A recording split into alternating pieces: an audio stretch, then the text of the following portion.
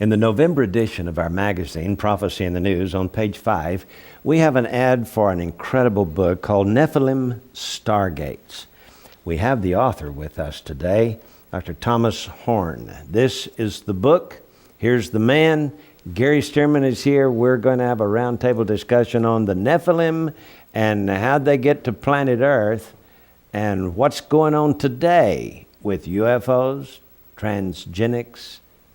Gary has the first question. Well, JR, it's my pleasure to introduce Thomas Horn to our TV viewing audience.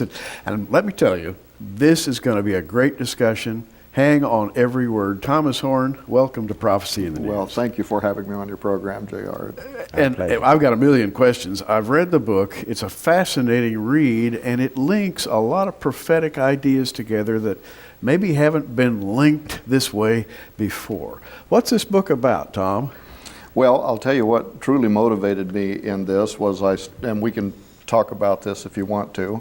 I started doing some research into some emerging fields of science, transgenics, biotechnology, but I actually was looking for scientific models that might tell us where this technology would lead us. The blending of humans and animals, the creating of modern chimeras.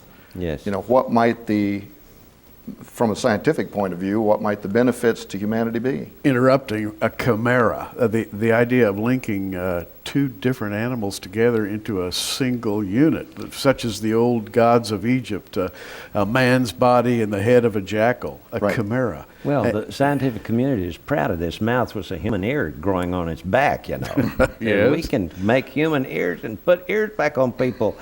This is basically what we're talking about, isn't it? Transgenics? Well, yes, certainly that was one of the early experiments that was being done. Now it's much more sophisticated in that. It's grown over the last 10 years in phenomenal ways.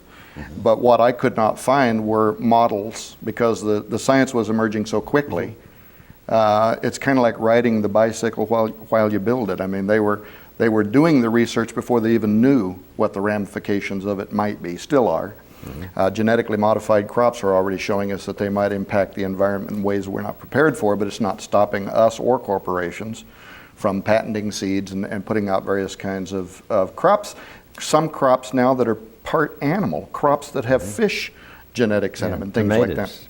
Like that. Now, you're talking opening Pandora's box here, aren't you? Well, potentially we are. And this is where it went back into history.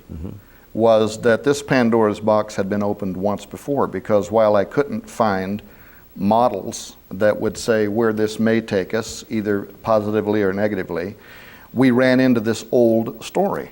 And we started finding it in cultures around the world about the gods who had come down. And this was told in Greece, it was told in Samaria. There's references to what we believe connects to this in the book of Genesis. There were also other extra biblical or pseudepigrapha books, but some of which are referenced in the Bible, that told this story of these super intelligences who came down. But one of the things that they did, and it seemed that it was required of them to blend the DNA of different species for some purpose that seems to relate to allowing them to incarnate themselves. The story in Greece, Zeus comes down, he marries a woman, or somehow he shares with her DNA, and Hercules, a mighty man of old. The story is told that there was this need to blend between humans and animals. Of course, in Genesis, the sons of God saw the daughters of men, that they were beautiful, and they took them wives of all which they would, and after that... So these stories from Greek mythology of a man who's from the waist down is a horse, or of Pan, who was a man from the waist down was a goat. This is the kind of thing you're talking about here. This was what I kept running into, and the story that was told, the moral story that was told, was this led to chaos. And it seemed in some cases to almost be like a crude record. In other words, people back then trying to illustrate what had happened. So maybe it's half goat, half man, but the deeper message is there was a blending, a crossing over of the species.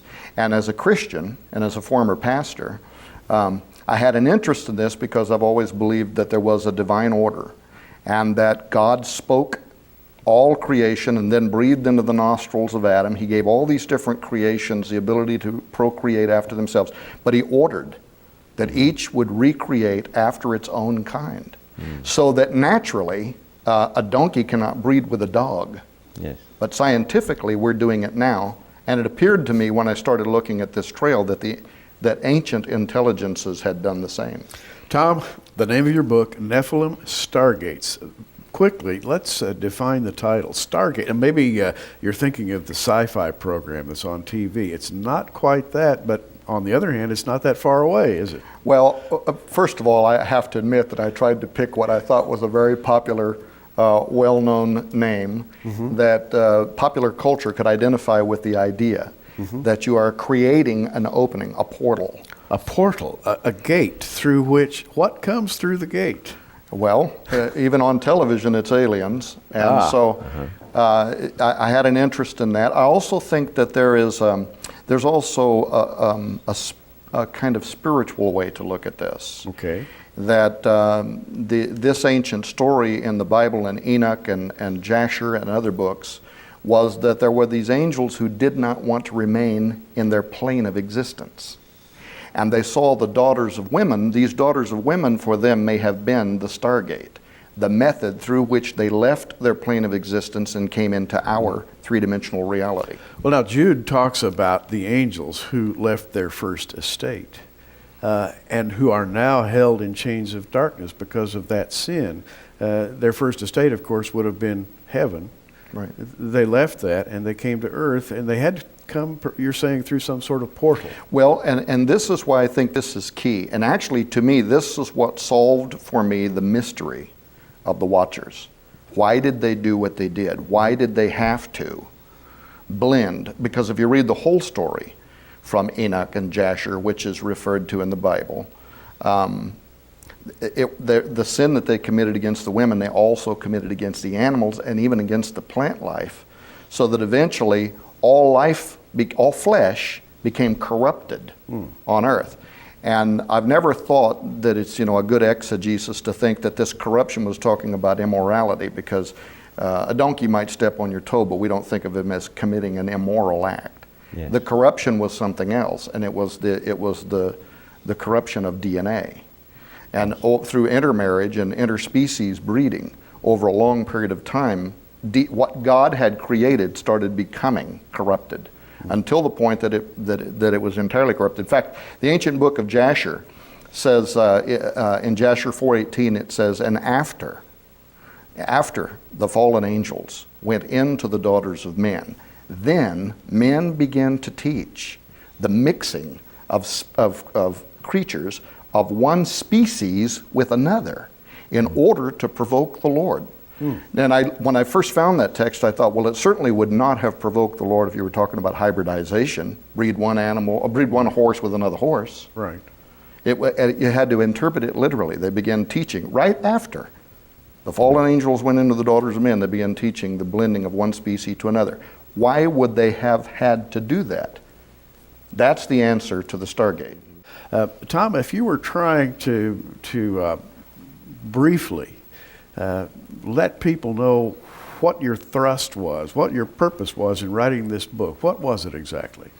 Well, it was that I stumbled upon what I thought was an explanation for something that I had been curious about for a long time, and that was if the Watchers wanted to come down in the days of Jared on Horeb, why didn't they just come down and mate with these women? Why did they have to tinker with the DNA of Yes. both the women? Now, of course, my formal and Orthodox education was that this was an attempt to cut off the bloodline of the Messiah, and I still believe that was true. Yes. But what I became intrigued with was, how could this lead to incarnation? Because that was also the story, that these were gods who walked among people. They saw them physically. Now, like today, when we look at ufology, even the best secular writers in ufology, Jacques Vallée, Dr. John Keel, Dr. John Mack, all concluded that whatever was going on with alien abduction phenomenon was similar to biblical demonology and to the history of the Watchers, because there is this need to collect, to harvest DNA of humans, but not just humans. You go to bed one night, you wake up the next morning, and Skippy the horse is out in the field with portions of his face that have been removed with laser precision. There's no footprints coming to him or from him. No blood. No blood. And it's happened around the world thousands of times, and no law enforcement agency yet has been able to capture the international blood-sucking cult that's doing this to these animals. Yes.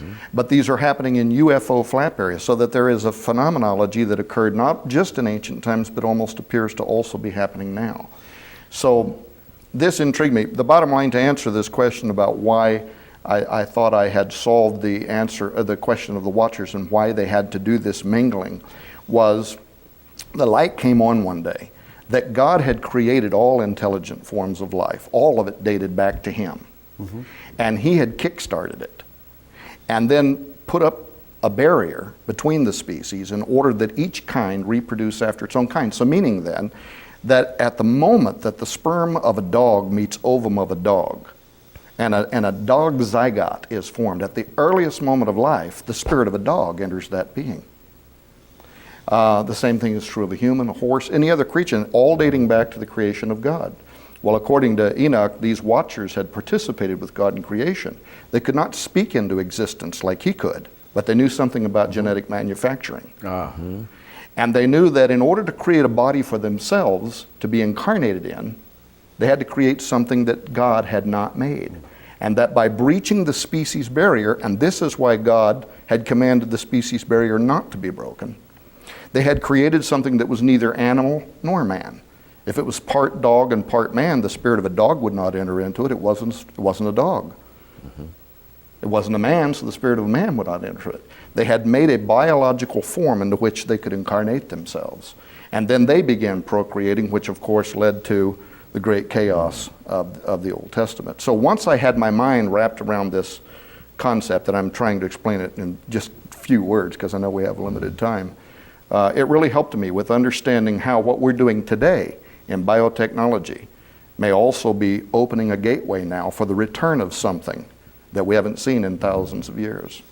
Wow. J.R., this is fascinating. I have to ask, now we've introduced the word UFO. Do not leave us because we have brought UFO into a Christian conversation.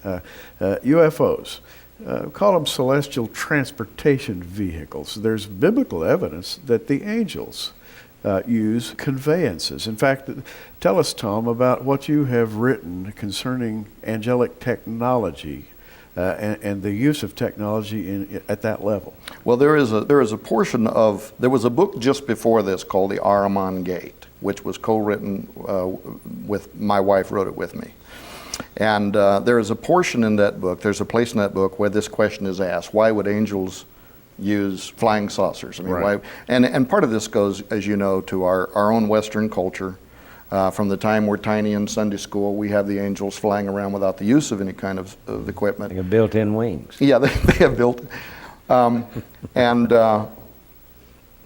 there is a character in the book who makes the case that if you look at creation, you note that everything God ever made had an adaptability and an ability to use technology, that He made them intelligent. So whether it's spiders weaving traps or other animals, the things that are invisible are known by the things that we see, the Bible tells us, so that the angels certainly would have had technological knowledge and would have employed it. And they used it illegally, let's put it this way. In fact, the thrust of Enoch, Genesis speaks about their descent into human form. Peter and Jude speak about it in the New Testament. When they encroached upon planet Earth, they did so illegally. Right. Now, the book of Enoch says there are only 200 of them that descended down onto Mount Hermon. I have a feeling that was just the advanced team, you know, and then Yes. they brought all the rest of them down. How true. Until this world was so corrupt, only Noah was still perfect in his generations, the King James Version puts it. I think that means genetically pure, and he and his family were the only ones God could save. I believe that, yes. I have seen the head of a beaver that was so large, and I'm talking about a fossil, so large that the beaver had to be 10 feet long. I've seen the head and horns of a buffalo that was 10 times larger than a modern buffalo skull. It was a skull with the horns. Okay. Is it possible then that these angels, are these fallen angels, the Nephilim or whatever, were genetically manipulating these animals back before the flood, creating these giants? Yes. And that today the pure DNA, that which was saved aboard the ark and is roaming around planet Earth today, is what God originally intended. So they're not so big. Correct. And this forbidden technology, use that term, might also apply to the kinds of biotechnology, because now we're starting to do again what only the gods of mythology or the fallen angels did. Yeah. And so will this open a Pandora's box? Will this take us back the first time by flood, the next time by fire? And also, even when you follow through Nimrod, Genesis 10, and Nimrod began to be a Gibborim. And many scholars believe that the Gibborim are in the bloodline of the Watchers and the Nephilim, that they are the offspring of the Nephilim. What a fascinating statement. Nimrod began to be a Gibborim. I can tell you that recently In other words, you can take an adult and change their DNA structure, and through some kind of a virus or nanotechnology, they can go throughout the body and change every single cell to be different from the original. And we have this record that Nimrod became a rebel. At some point, evidently, made decisions. Now, I began to be a diabetic. I was making poor choices about eating, working too many hours, not taking care of myself, and I was genetically predisposed to become a diabetic. It didn't mean I would, but it was in my bloodline. Now, think of Nimrod. He began making changes, and he began to become a rebel, a mighty hunter. And suddenly it says in Genesis 10, he began to be a Gibborim. The very next chapter, what does he do? He sets out to build a tower whose top would reach into Shemayim, the dwelling place of God. I've often wondered if when he began to become something different, were his eyes then suddenly opened to a plane of existence that the Watchers would have been able to see, but had been closed off to humans. And suddenly he goes to a specific place and he starts building a tower. This too could be forbidden technology, because maybe he then suddenly could see into the dwelling place of God. Maybe this was a rebellious act, but he suddenly had this interest in building. So you're saying that, let's take for example dogs who can smell tumors. Right. They have a sense of smell that we don't have. Correct. So it's possible that if altered genetically, we could smell tumors, or we could see beyond what our physical eyes see. We could see into the infrared spectrum, or we could see into the ultraviolet spectrum, or even wider than that, and see things that we currently don't know that are there. That's a brilliant observation. And you know, the whole transhumanist movement now, they are in love with where biotechnology portends to take us, including opening new modes of perception by integrating our species with the animal kingdom. And Balaam's donkey could see the angel. Balaam couldn't. Animals may be able to perceive levels of reality around us, which for our own protection, God has not allowed us in this condition to see. And so most certainly, we're looking at a technology now that could take us to a point. And if you think about this building a tower whose top would reach into heaven, think about how there is a record that upon tall locations, heaven was attainable. When Jesus returns, his feet will touch the top of the Mount of Olives. Moses goes up upon the Mount of Sinai to communicate with God. The angels descend upon Horeb in the days of Jared. The Watchers do. There is a record, and it's seated deep in our human psyche too, that we go up on high towers to reach God. Why is that there? Because there may be places where if we could see those locations, there are specific locations of entry. This could have been a great rebellious act, and it takes on a whole new prophetic angle when you start thinking about why we're in Iraq, Babylon now, and set up a military presence where we believe was the ancient location of the Tower of Babel.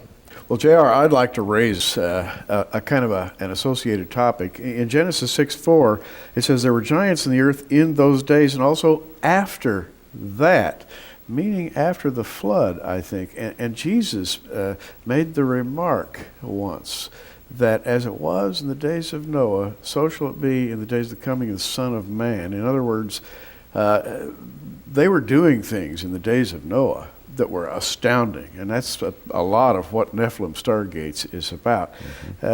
Tom, the suggestion is that what happened in the days of Noah will come full force in the days just before the second coming of Christ. That's exactly what I believe. I mean, we're seeing the unfolding of biblical prophecy, sciences that can take us back so that we can accomplish what was once forbidden and what ultimately led to the flood.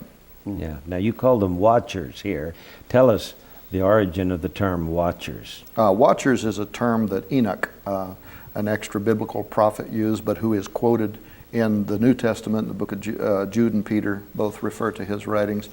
And he tells the story of 200 very powerful angels called watchers who came down from heaven. And these were the ones who set about to create the Nephilim. And what about 2012 here? What's that mean? Well, the year 2012, because in this book I also talk about some of the belief systems outside of the Christian circle that might somehow harmonize. I wrote a book one time called The Gods Who Walk Among Us, in which I offered a proposition that I saw, as a pastor, I saw some of my kids in church, and they were taking these comparative religion studies at school, and it was messing them up. Because they were getting confused. You know, this religion's no different than that religion because they're all saying much of the same thing. And I put forward a theory that there was an original revelation that came from God. And after the fall, it became splintered and dispersed among the nations, but people kept those traditions and adapted them to their own histories. And they became oral histories. Now, I think this 2012 here is connected with the Mayan The calendar. Mayan Tell calendar. us about that. Right. Well, December 21st at exactly 11:11 in the year 2012, the Mayan calendar will reach its zenith. That'll be the end of it. It's also the end of the Aztec long calendar. And that is a time in which they believe that their great and terrible god, Quetzalcoatl, is going to, the skies are going to open, or a stargate is going to open. And one theory, a rope ladder is going to descend and he'll come down on. And another theory, however, a winged ship will appear with the return of Quetzalcoatl, the ancient god of the Aztecs and Mayans. Wow. Kukulkan to the Aztecs. Wow. JR, one thing we must add right here at the end is that Tom has done, I think, remarkable research on the connection between ancient Greek mythology and the Bible, showing how the Bible really reflects what the pagans were talking about as best they could in their histories. Very good. Well, thank you. Well, it's an interesting book. It certainly is. We have just about a minute or so. I think it's important for people to understand that Jesus Christ is the Son of God and that He came down to this earth 2,000 years ago and died on Calvary's cross to give us eternal life and to pay our sin debt. So there is a war going on between good and evil, God and the devil, Christ and Antichrist, and these Nephilim are a part of the enemy. Jesus is head of the good guys, and I want you to know that you have a choice to make. It's either for Jesus or against Him. And right now, in your normal human state, you were born in sin with Adam's sin upon you, and so you don't have to make a decision if you want to go to that place where all the Nephilim are going to end up one of these days. But if you want to go to heaven with the rest of us, you need to receive Jesus Christ as your personal Lord and Savior. So I encourage you to just pray a simple sinner's prayer. Ask the Lord to forgive you of your sins and to save you. He will, you know. He loves you. Just pray today, will you? And then write us and let us know that you've trusted Christ as your personal Savior. Gary, this book, of course, it will be continued as we continue this interview on our internet site, so be sure and check prophecyofthenews.com. This is J.R. Church. Until next time, keep looking up.